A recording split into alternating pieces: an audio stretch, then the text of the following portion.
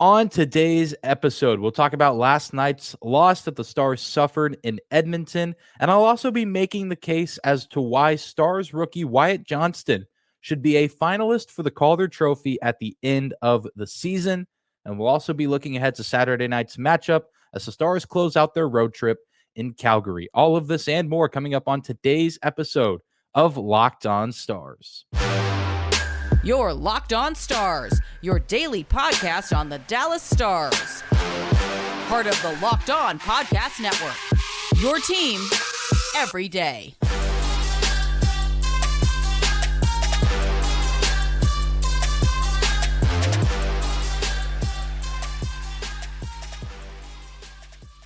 Howdy, Stars fans. Welcome back to the Locked On Stars podcast, the only daily podcast covering the Dallas Stars. Part of the Locked On Podcast Network, your team every day. I'm your host, Dane Lewis, your local expert on all things Dallas Stars hockey, coming to you on this Friday, March 17th. And whether this is your first time here or you are a recurring listener, thank you for stopping by and making the Locked On Stars podcast your first listen of the day. If you're new to the show, be sure to hit that subscribe button on YouTube or the follow button on your favorite podcasting platform of choice. We're always free and available no matter where or how you may choose to listen. And we got a lot of ground to cover on today's episode. Do want to dedicate a little bit of time to talking about last night's game in Edmonton, a game in which the Dallas Stars looked a full step behind the entire game. It really feels like they're kind of at a point on this road trip where they seem to have just kind of run out of gas. And some of that is just due to wear and tear from travel. I mean, this is expected to happen on a 6-game road trip. The team has been gone for so long.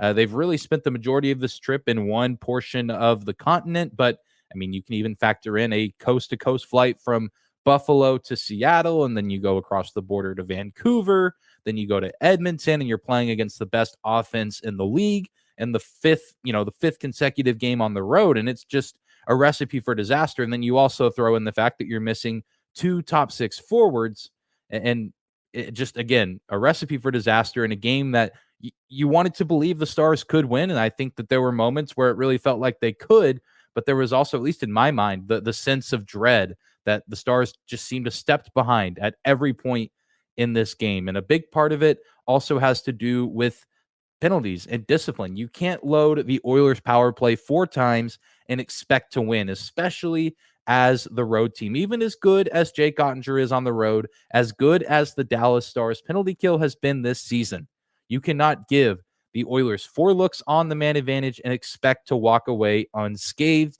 And the Stars actually did a pretty decent job on the kill, but on their last chance, when it really kind of mattered most, they fell short and they were unable to stop the inevitability of the Oilers power play and Connor McDavid, who gets his 57th goal of the season.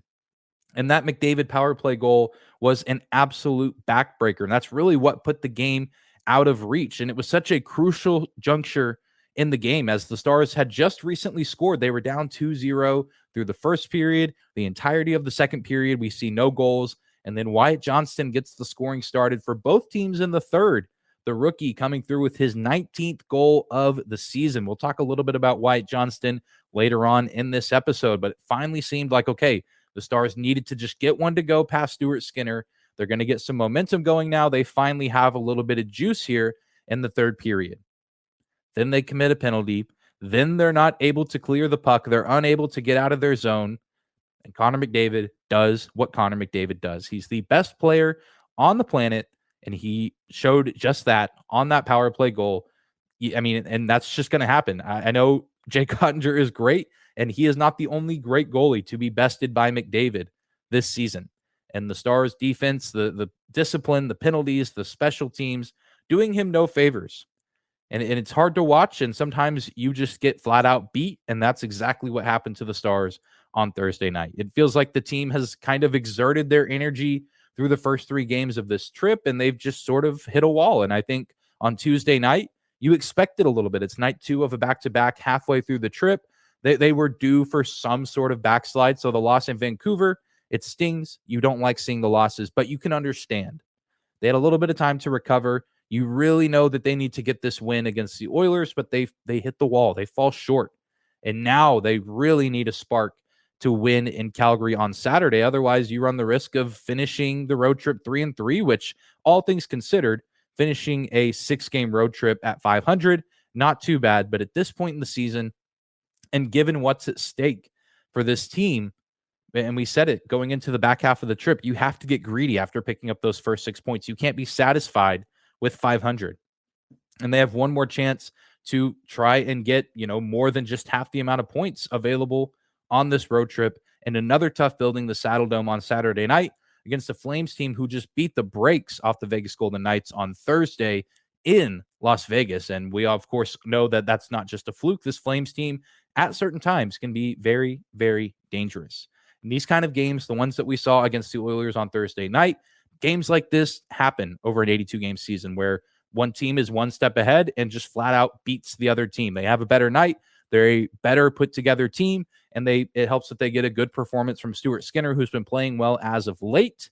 And normally with these kind of games, you can just kind of accept it and move on and shake it off and look on to the next one. But after a loss like this, previous losses from earlier in the season start to sting a little bit harder. Losses like the one in Pittsburgh where the Penguins score in the final minute of the game, keeping the Stars off the point sheet entirely. That game recently at home against the Calgary Flames where Tyler Toffoli scored with 6 seconds left on the clock, again, leaving the Stars without any points in that matchup. And then, of course, even the games that did go to overtime, all of those overtime losses, the game at Madison Square Garden where the Rangers score with a second remaining in the game, all of those overtime losses at home, the one where the New Jersey Devils score in 30 seconds, that long stretch of home games in the month of February where the Stars were just kind of wishy-washy, winning some games and losing to a lot of teams that they should have beaten. This is the kind of game against Edmonton where those losses really start to rear their head and really start to sting. Because again, sometimes you just get beat by a team that on any given night is better put together. They had a better game plan. They had a more full roster. They weren't missing their equivalents of Tyler Seguin and Mason Marchment. And you can accept that. You can accept those kind of losses, but then you start to realize you had other chances to get points against other opponents in games that you probably either should have won or at least gotten a point out of, and you didn't. And this is where that starts to make an impact, where those start to sting.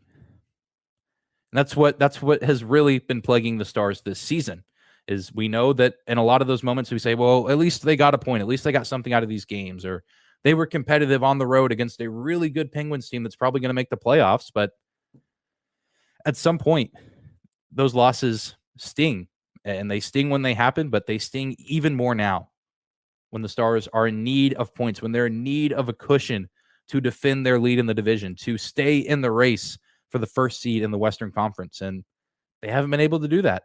And thankfully, there is still more time this season and a lot of games left against inferior opponents that the Stars can prove themselves and pick up a few more points and hopefully put themselves in a good position come playoff time. But I'm getting ahead of myself. We'll talk about that to close out today's episode. We're actually going to take a quick break right now, and then when we come back, we'll talk about one of the brightest spots on the ice for the Stars on Thursday night. 19-year-old rookie Wyatt Johnston. Feels like we've been talking about him all season long. And today I'm going to make the case as to why he deserves to be a Calder Trophy finalist. More on that right after this. Today's episode of Locked On Stars is brought to you by our friends at FanDuel. The midway point of the NBA season is here, and now is the perfect time to download FanDuel, America's #1 sportsbook, because new customers get a no-sweat first bet up to $1,000. That's bonus bets back if your first bet doesn't win. Just download the FanDuel Sportsbook app. It's safe, secure, and super easy to use. Then you can bet on everything from the money line to point scores and threes drained. Plus, FanDuel even lets you combine your bets for a chance at a bigger payout with a same-game parlay. So don't miss your chance to get your no-sweat first bet up to $1,000 in bonus bets when you go to FanDuel.com/lockedon. That's FanDuel.com/lockedon to learn more. Make every moment more with FanDuel, an official sports betting partner of the NBA. I want to thank you again for making the Locked On Stars podcast your first listen of the day. Thank you guys for another Great week here on the pod. And speaking of great, Stars rookie Wyatt Johnston. We've been singing his praises all season long, and I've kind of beat around the bush with this point, but I'm serious now. The kid has shown that he's NHL ready, that he is ready to be a star. Yes, pun intended, in the National Hockey League. It is my belief 100%. And of course, this is going to sound biased, but I imagine if you're listening to this podcast, you're also a Dallas Stars fan. So you're probably a little biased too, but I think our bias is reasonable. I think it makes sense. Wyatt Johnston 100% should be a finalist for the Calder Trophy this season. The Calder Trophy, of course, given out every year to the NHL's best rookie or the most proficient player, as NHL.com describes it on their website. And Wyatt Johnston has been very proficient his first year as a professional in the National Hockey League. 19 goals, tied for first amongst rookies with Seattle Kraken rookie Matty Beniers. 15 assists, 34 points in total. He is fourth on the Dallas Stars in goals. He has more goals this season than Tyler Seguin, Mason Marchment, and even Joe Pavelski. The only players ahead of him are Jason Robertson, Rope Hintz, and Stars captain Jamie Benn, Wyatt Johnston's line mate, a guy that he plays with night in and night out. And what, in my mind, separates Wyatt Johnston from the rest of this rookie class is the impact that he has on his team. Whereas, some of these rookies across the league, they're good players, and, no disrespect to them at all. I think that they're going to be fine players. I think some of them are going to be excellent players throughout their entire NHL career. And they're going to make huge impacts on their team, whether they're teams that they were drafted by or eventually down the road if they're traded or dealt in free agency. I think some of these guys are going to be very special players throughout the entirety of their careers. But in terms of their rookie campaigns, what separates Wyatt Johnston is his team would not be the same without him. And he's making an impact on a contending team. I mean, just to give you some examples, and again, no disrespect to these players, but the Anaheim Ducks would still be awful if Mason McTavish wasn't playing. The Arizona Coyotes would still be a disaster without Matthias Maselli. Senators would not be making the playoffs without Shane Pinto. The Columbus Blue Jackets are still going to be in a awful spot this season without Kent Johnson. And I feel like really the only other rookie that is making the same impact as Johnston, who you can make this case for, is Matty Beniers, who is top 4 on the Kraken in points, a team that is likely going to be in the Stanley Cup Finals, barring a crazy, insane meltdown from them. I think they're going to be in the postseason, whether that's a wild card spot or a top 3 spot in the Pacific Division is to be determined. But I feel like Johnston and Beniers are the only 2 rookies that you can really say that about, that they're on teams that are, considered contenders, quote unquote, although I think the Stars are a little bit more of a legit Stanley Cup contender than the Seattle Kraken at this point in the season. Both guys in their first full year in the NHL, making an impact on good teams, on playoff teams. Again, all of those players that I just mentioned, Maselli, Pinto, Johnson, McTavish, just to name a few, great players, good players. I think that they're really talented, really gifted, and they deserve to be in this conversation for the Calder Trophy. But and it's just what sticks in my mind is the fact that Wyatt Johnston is making such a huge impact. It's not just a goal here and there, and he's a feel-good story of, this 19-year-old kid, his first go-around in the NHL. Like, Wyatt Johnston is killing it for a 19-year-old kid to be he's going to score 20 goals. Let's face it. He's going to be maybe a 25-goal scorer when it's all said and done this season at 19 years old. He doesn't turn 20 until, May 14th? I mean, he'll turn 20 likely during the postseason. The Stars would, in my mind, suffer without Wyatt Johnston. This would not be the same team without Wyatt Johnston on the roster.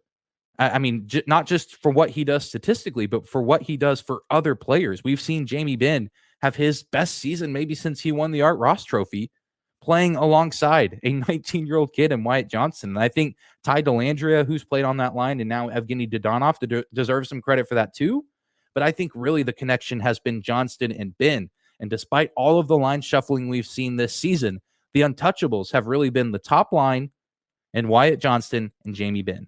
Those 2 have been together pretty much from the start of the season. And no matter who else gets moved around, no matter who gets injured and who gets shuffled, those guys have stayed together. And I think there's a reason for that. Jamie Benn brings the best out in Wyatt Johnston, and I think Wyatt Johnston brings the best out in Jamie Benn. And so it's little things like that that make him so impactful on this team.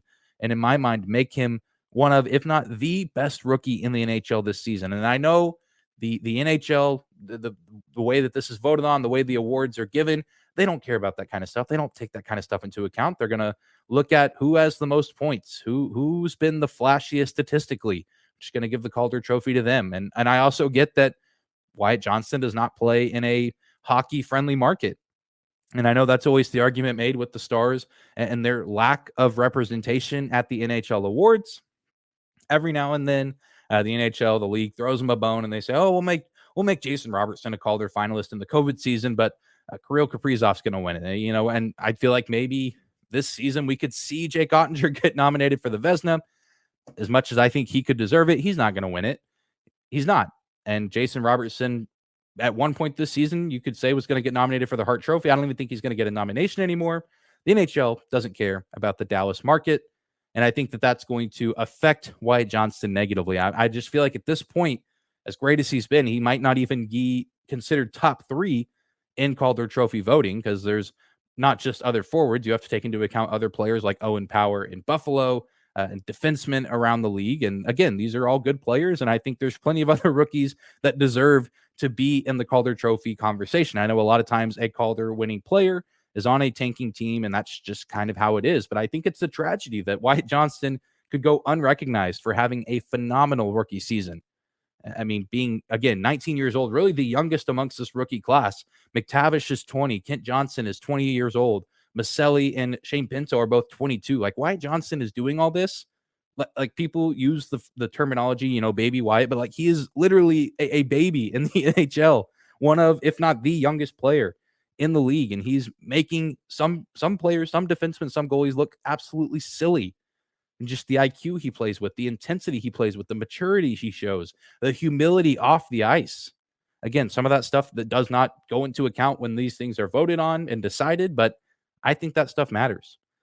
And regardless of whether or not he's a finalist, whether or not he wins the award, Stars fans should be considered, or they should be thankful and glad that we have a player like this on the team when we already have so many other good players to build around, with Jason Robertson, Rope Hintz, and even, the older guys too that are still contributing, your Jamie Benns of the world. I feel like it was kind of a surprise. I think we knew that Wyatt Johnston had potential and that he would make some sort of impact, but to this degree, I certainly was not necessarily expecting 20 goals from Johnston, but I'll definitely take it. And it's just crazy to think that, if the Stars find a way to end up winning the Stanley Cup this season, I mean, you can't really say that Wyatt Johnston was a passenger. I mean, he contributed. I think if the Stars do, again, find themselves winning it all at the end of the season, Wyatt Johnston definitely deserves a good portion of that credit. It's not like a Tyler Seguin situation in his rookie year in Boston. I mean, 22 points in 74 games played. Yeah, he contributed here and there, but Wyatt Johnston, certainly you cannot say, oh, well, he was a passenger. No, he helped. He propelled this team at times. All the talk about the need for depth scoring outside of the top line, and a huge answer to that has been Wyatt Johnston on playing, second, third line minutes with Jamie Benn. It's been awesome. It's been incredible. But that's my tangent there. I'll get off my soapbox now, but I know many of you are probably going to see eye to eye with me on this, and all we can do is hope that Wyatt Johnston to get some sort of recognition, because, again, I think he absolutely deserves it. But again, there's also that humility. I think even if he doesn't get nominated, if he doesn't get awarded, he doesn't care. He's going to keep working. He's going to get back to work over the summer, and it could be even better next year, because he's going to have likely Logan Stankoven on the roster with him as well. Just imagine a line of Jamie Benn, Wyatt Johnston, Logan Stankoven. Oh my goodness. That could be a ton of fun, but I'm getting ahead of myself, getting way ahead of myself. We're going to take one more quick break, but when we come back, we'll look ahead to this weekend's matchup as the Dallas Stars take on the Calgary Flames for the final time this season. All right, everybody, we're closing out this week at Locked On Stars, looking ahead to the final game of this 6-game trip away from Dallas. The boys are oh so close to returning home, but one more stop in Calgary, the first and only game for the Stars at the Saddle Dome this season, the place where their season ended last year in Game 7 of that first-round series against the Flames. The Stars have yet to beat the Calgary Flames since that Game 7 where Johnny Gaudreau sent the Stars home packing. And this would be the best possible time for the Dallas Stars to get that monkey off their back, end the road trip with the win, and end the road trip having gone 4-2. Best case scenario at this point, and you pick up 8 out of 12 points, which I believe I said was what I thought would be ideal. And I still believe that. I think it'd be great if the Stars could head home, having acquired 8 of the 12 possible points on this trip. Going to, again, be easier said than done. We've seen the Flames have some explosive offensive outbursts against the Dallas Stars this season, and they just had another one on Thursday night. They blew the brakes off of the Vegas Golden Knights in Las Vegas. This team still somehow alive and fighting for a playoff spot. Just feel like, right when they start to slip out, boom, they pop right back. Somehow Palpatine returned. Somehow the Calgary Flames still scratching and clawing for a playoff spot here in the year 2023. And this is a game that, in theory, the Dallas Stars should win, because I think I've said it going into all of the matchups, including this one.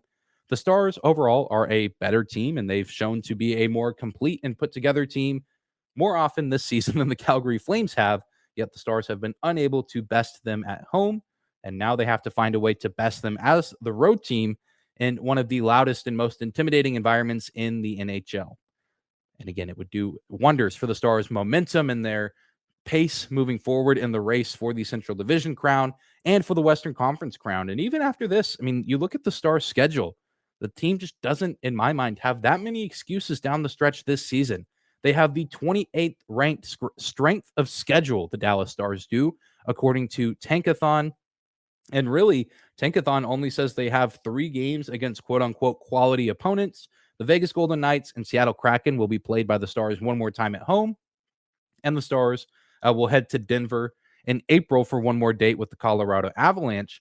But you look at some of the other games on the schedule, the Stars still have yet to play the Blackhawks one more time. They'll play the Flyers at home near the end of the season. They'll have one more game against the Detroit Red Wings, one more game at home against the Nashville Predators, who are technically a playoff or a playoff-esque team, a playoff bubble team, a team that the Stars have beaten 3 times. They get them one more time at home. They'll play the Blues 2 more times, once in St. Louis, once in Dallas. They'll play Vancouver in Dallas one more time, and they also have Arizona still on the schedule as well. A lot of teams that, are going to be playing hard. They're going to be getting guys up from the AHL that, are getting some of their first looks in the National Hockey League, but teams that the Stars are better than, that the Stars should beat. And a lot of these games, again, coming at home, which recently the Stars have struggled with inferior opponents at home. But starting with this game in Calgary, the excuses are starting to run out. This is a favorable schedule down the stretch, and this is what the Stars can control. We can hope and pray all we want that Minnesota loses games, that Colorado loses games, that Winnipeg loses games,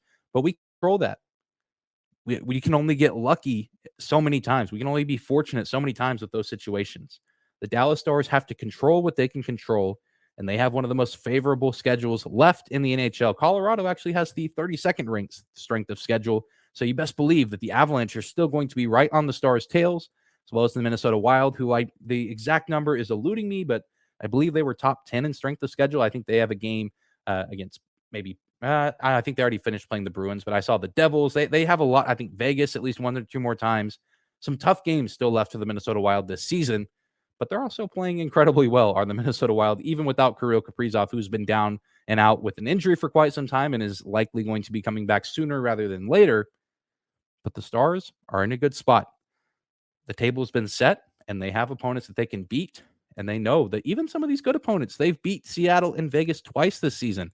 They blew the doors off Colorado the other day. And I know it's not easy to go into Ball Arena and pick up a win, but we've seen them do it before, and I have full confidence that they can do it. We know that this team can be good on the road when they're not having to play 6 consecutive on the road. So an absolutely pivotal game on Saturday night. Hopefully the Dallas Stars are able to close out this trip the way they started it, with a bang. I don't know if we should expect 10 goals from the Stars in the Saddle Dome. Wouldn't complain if we got it, but a win is a win. Doesn't matter how you get it. Just find a way to head home with 2 points. But that is going to do it for today's episode of Locked On Stars. Thank you so much again for tuning in and making us your first listen of the day. Be sure to subscribe to the show on YouTube. Follow us on your favorite podcasting platform of choice. And, of course, follow us on social media as well, at Locked On Stars on both Instagram and Twitter. as well as my personal Twitter account at Dane_Lewis. We'll be back here on Monday, recapping the game in Calgary from the weekend and looking ahead to the week that is to come. A busy week on tap for the Stars as they'll finally be getting some home games yet again. I'm sure the Stars faithful will be excited to be back in the AAC, cheering on the team as they put on the victory green sweaters for the first time in what feels like forever. But I hope you guys have a great Friday and have a fantastic weekend, and we'll see you back here on Monday.